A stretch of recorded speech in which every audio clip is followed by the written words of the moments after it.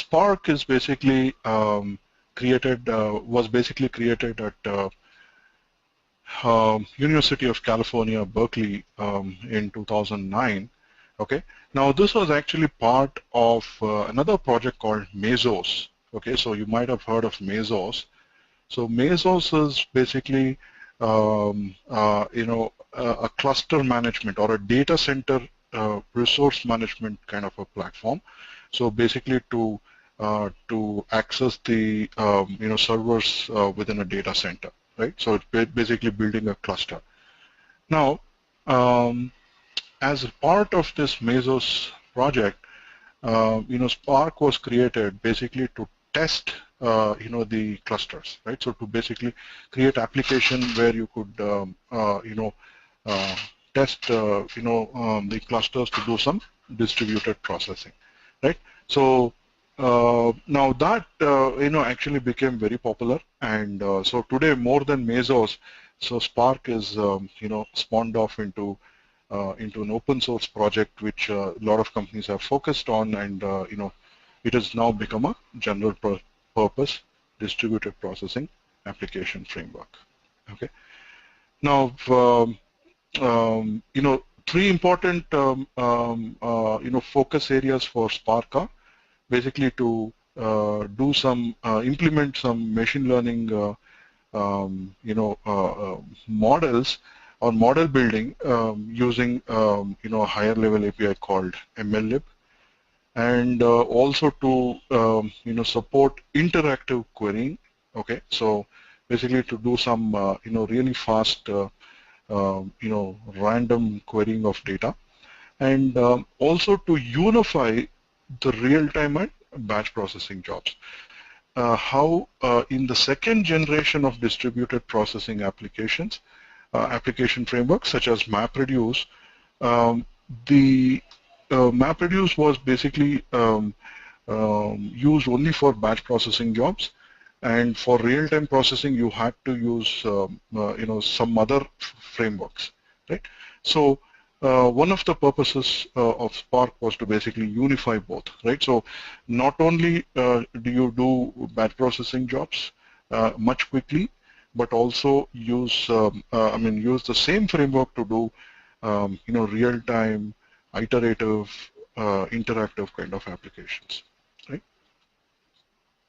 So what was the USP of Spark?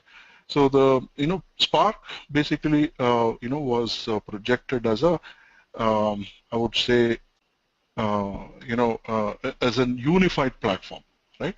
So when I say unified platform, so it is one framework using which, as I was talking of, to create multiple types of applications, and not only that, basically use data from many different sources, right?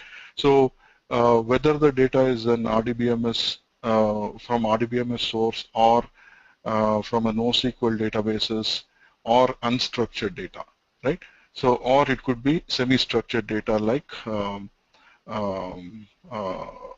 would say XML or JSON and things like that. So whatever be the variety of data, so it was addressing both the the variety issue of big data, as well as the volume issue of big data, as well as different application frameworks. Okay, so in the rest of the sessions we will see all these aspects hands-on, right? So we will look at how we can create a batch-oriented jobs, and how we can create a real-time processing jobs, and how we can access data from multiple different sources, all in a consistent manner. Okay, so just some pointers on why this is useful. So it is good for developers because instead of learning multiple different frameworks, by learning Spark, you are relevant in all kinds of application scenarios, right? So real-time, batch, analytical, and so on, right? So it becomes easier for developers. You don't have to keep learning many things. good for users because you can take one application everywhere, right? So because you can include everything into one application. So for example, if you were to build an analytical application such as email spam filter, so the spam filter is having so many different components, right? So it's got I think I do have a slide on that. Yeah. So, for example, if you're talking about spam detection kind of a scenario, now this is basically an analytical engine or an analytical application, right?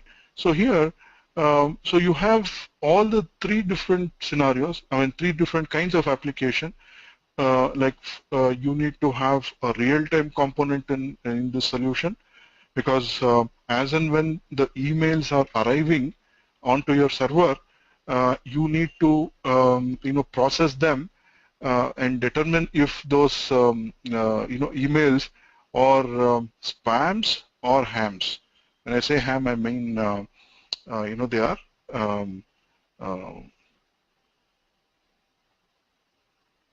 legal emails, right? So they're not spams.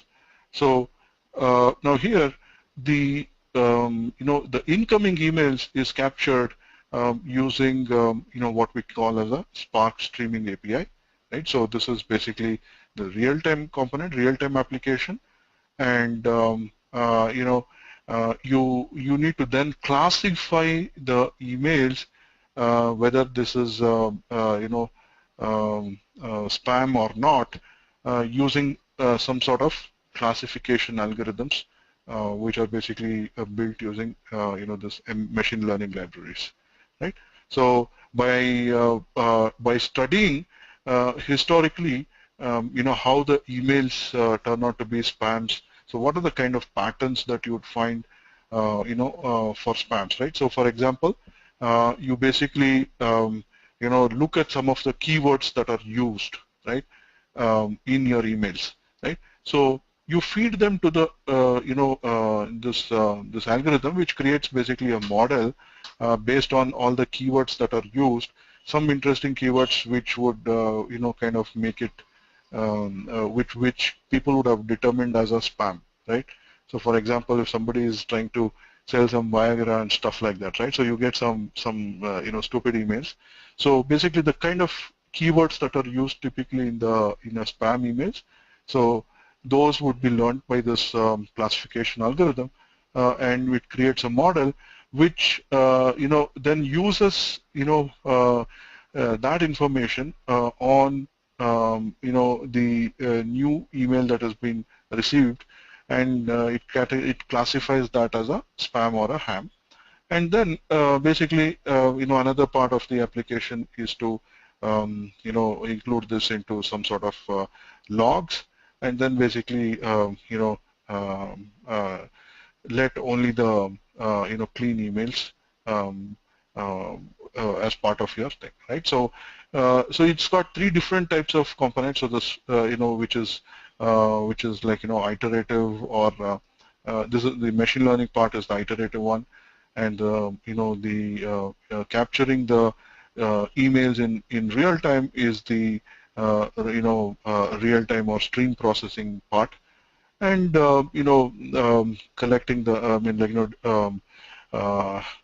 logging all the spam emails and further learning. So that part of it is basically your batch oriented jobs, right? So this is an example of how in Spark you can use this one framework to actually implement three different parts of application.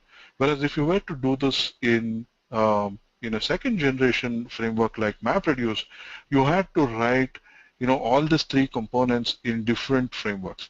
So your querying would be done using something like MapReduce.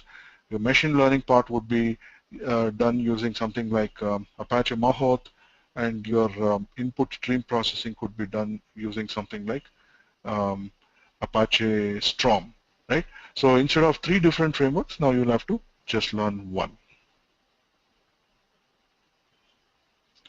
Is that clear, folks?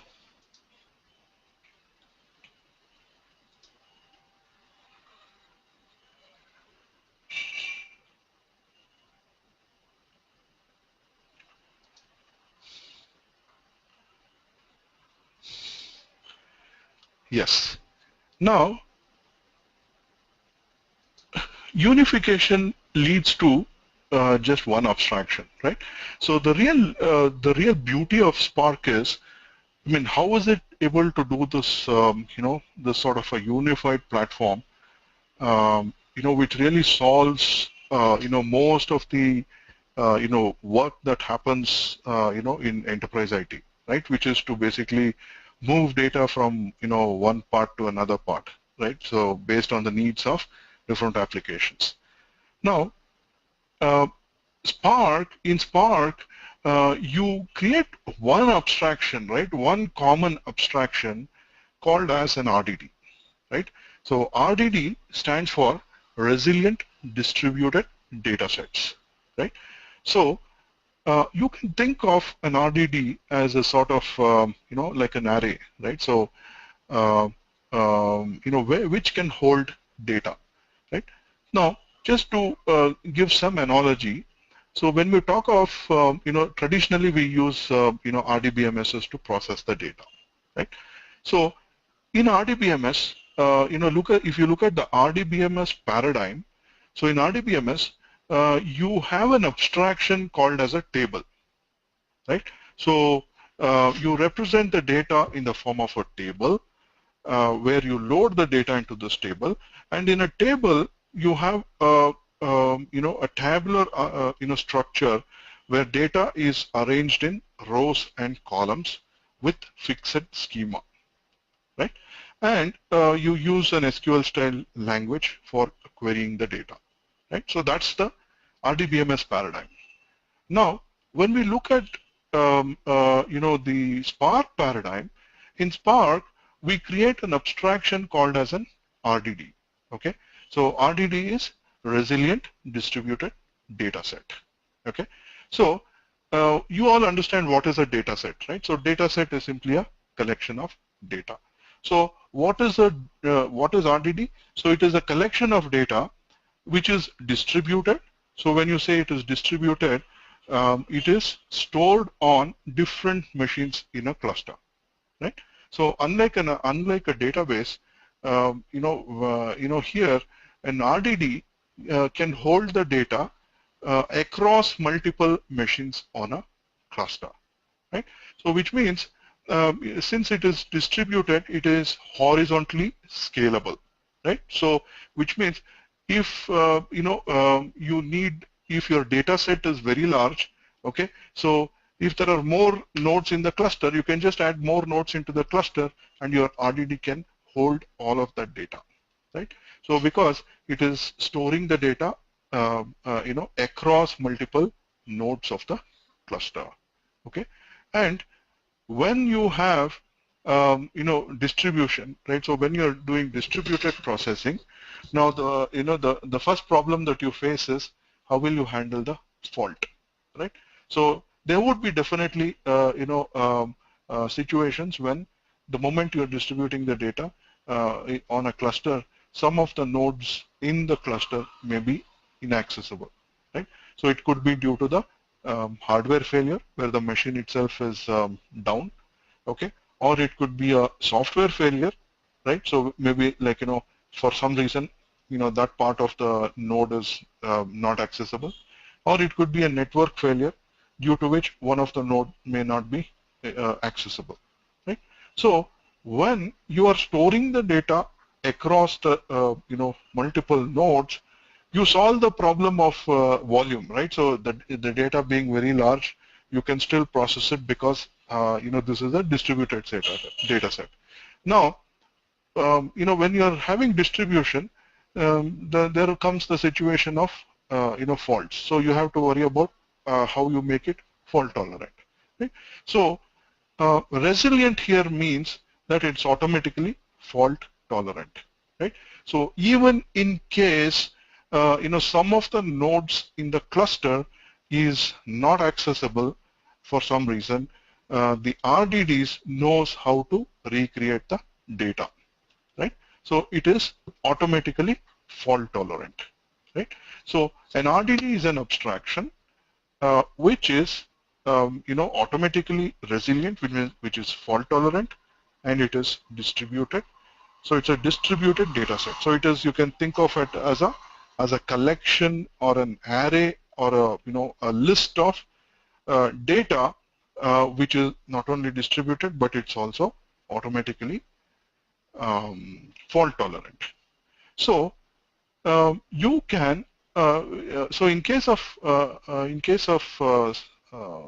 Spark, all you need to do is just create data sets. I mean, just create RDDs out of data set, right? So basically, you have some data, you want to do some processing, load the data as RDDs and create RDDs or resilient distributed data sets, and use the Spark API, okay, to basically process the data in these RDDs. Okay, so just like how you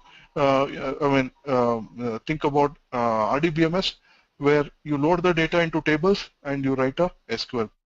So in the same way here, you load the data and create RDDs, and then you process the RDDs using Spark API. That's all it is, right? And because RDDs is one common abstraction, okay, now you can have different kinds of applications, all of them processing the data in the form of RDDs. Okay, so this is where Spark becomes like a unifying factor, because whether you are building a streaming application or a real-time application, or whether you're building mathematical models or machine learning models, or you're doing some batch-oriented jobs, all of them, basically look at the data as RDDs. Okay, so that is the reason you can seamlessly communicate between different applications, right? So all you need to do is whatever be the different types of applications or different types of data sources, reduce everything into an RDD. Right? So using the Spark using the Spark API, reduce everything into an RDD. So if you're talking of different data sources, right? So it could be structured data, unstructured data, semi-structured data. So when you load this data using the Spark API, all of them will become RDD, right? So there is no difference. So there is no difference between an RDD which is made up of structured data, or an RDD made up of unstructured data, or an RDD made up of semi-structured data, right? So you can use the same Spark API functions, irrespective of the original nature of the data, because when you load them into Spark, all of them are now becoming RDDs. Right? So, whereas if you were to do this in the second generation world, now if you're using, say, Apache Storm to build the stream processing application, now that has its own framework. Sorry, that has its own abstraction. Okay, the way it represents the data is different.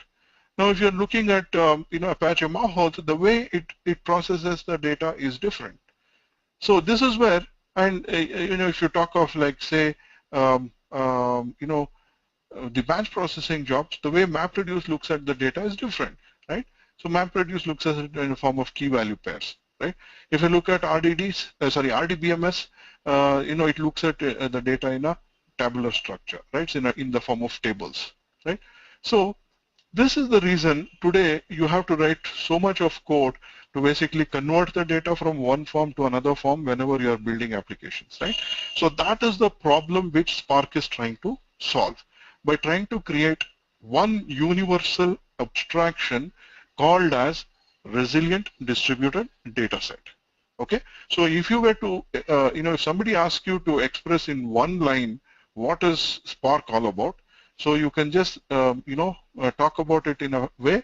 So there is, one abstraction called as an RDD. So you load the data into and create an RDD, and then you process the RDD as per your use case using the Spark API functions, right? So make calls to leverage on the Spark API and process the data in the RDD. So if you learn how to do that, then you can write any kind of applications depending on your use case. As simple as that.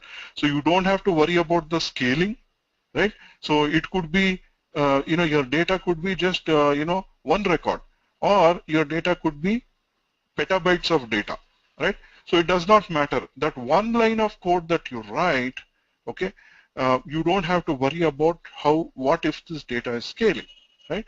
So irrespective of the data is small or big, all you need to worry about is how you're going to, store them in RDDs and process them using Spark API methods, right? So you don't have to worry about different, kind of structures and how to convert between one structure to another structure.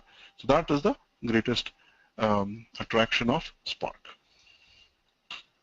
We are going to have an extensive, sessions on RDD. Right, so because I just at this point of time I'm just introducing. You can think of RDD as analogous to what you have in a RDBMS, right? So in RDBMS you build a table, you load the data into a table, and you process the data using SQL. So similarly in Spark, you create RDDs by loading the data, and you basically process the RDDs using Spark API functions. What is it? How does it? How is it structured? And what kind of function it supports? We'll have detailed session on that. Now, this Spark API is written using Scala, right? So that is the reason I say it is very interesting to learn Scala, right? So before that, let us look at some more things. Now you can use Spark applications anywhere, right? So not only is it unifying, the different, data sets as well as, different types of applications, it is also flexible enough to run on, any kind of clusters, right? So it can work with, Hadoop, okay?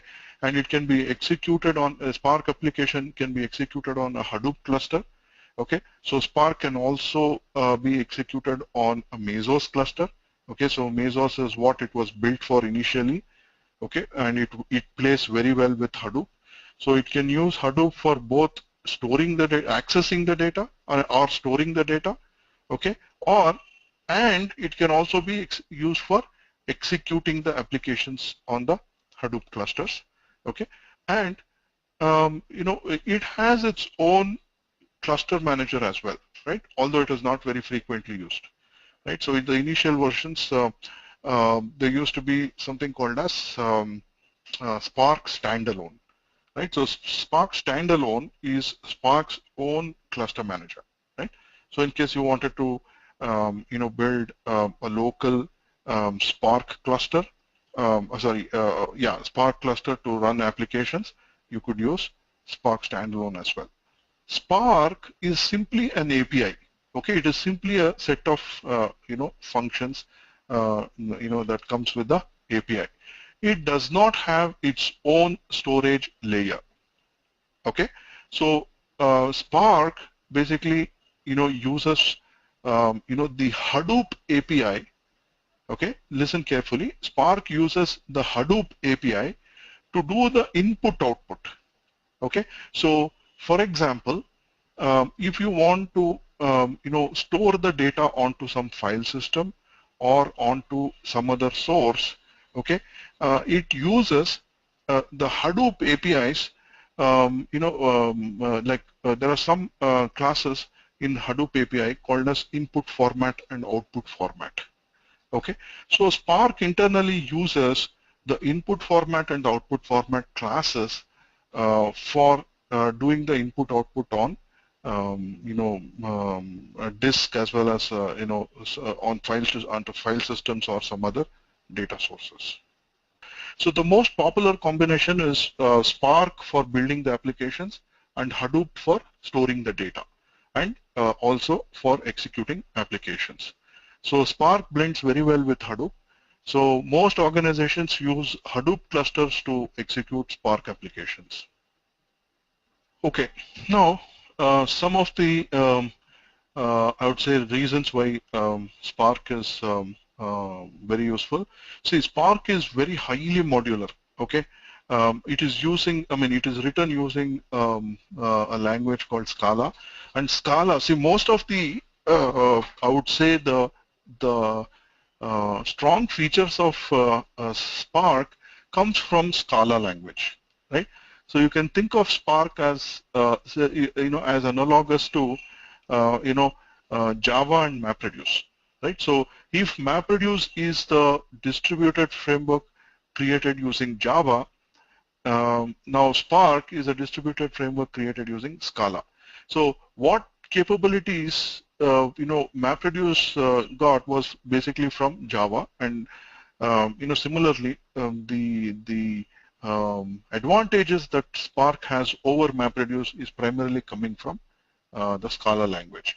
Now, just to put some perspective, so the first version of Spark just had about 1,600 lines of Scala code. Okay. Now, Scala language, which we are going to learn, in today's session, actually allows you to write very simple and short code. Okay.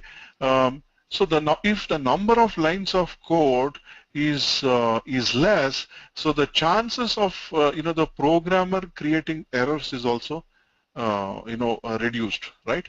Because the more the number of lines of code that you have to write, the chances of errors creeping in also increases, right? So Scala allows you to write crisp and clear and very short code, because whole lot of things are generated by default by the Scala compiler. Okay, so the Spark API is extremely simple when it compared with the Java API of MapReduce. Now, see, Spark is an independent application framework. Okay, so it's got nothing to really do with Hadoop. It's independent of Hadoop. To execute Spark applications, you need some some distributed processing framework. See, that is only if you want to run the Spark application to handle large volumes of data, right? So if you handle large volumes of data, you need a lot more processing capability, something that doesn't fit into single machine, right? So so to do that, you need a distributed clusters, and for executing the applications on cluster, you need Hadoop, right? So to just build Spark applications, and you don't need any Hadoop knowledge, right? So Hadoop is only used as a data source and for executing the application, right? So in our training program, I will show you the essential Hadoop that is required for running Spark applications in cluster mode as well, right? So we will start with learning Spark, building Spark, and using the Spark API, and we will build applications in local mode, and then I will also help you create a Hadoop cluster, so that you can deploy Spark application in distributed modes also. So there, I will also show you how to use Hadoop. But technically, I mean, if you want to just stick on to building applications, it is not necessary to do anything with Hadoop. Internally, Spark uses, the Hadoop API for doing the, say, writing the data into the file system or reading the data from file system, which is actually transparent to the programmer.